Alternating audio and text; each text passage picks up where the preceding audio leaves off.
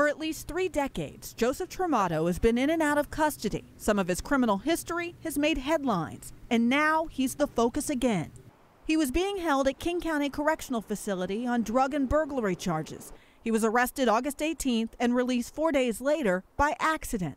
According to the jail, Tramato was able to conceal his identity with a group of inmates being escorted to release. Surveillance cameras were rolling as he walked out the door Wednesday at 4:30 p.m. Later, when a count was conducted, the jail realized Tramato was missing. Thursday at 7:19 p.m., the jail alerted the public about the mistake.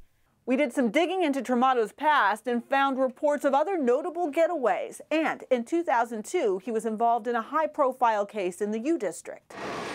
It happened near University Way and 45th Street. Tramato and a friend had an altercation with a motorist.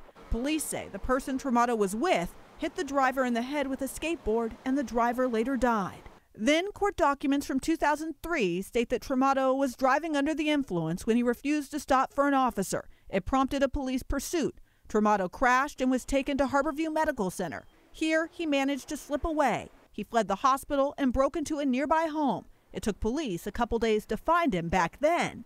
And now, after he was able to walk out of jail, the search is on again for Joseph Tramato. He's 5'7", 160 pounds, and perhaps appropriately has the word Zoom tattooed on the back of his head. In Seattle, Natalie Swaby, King 5 News.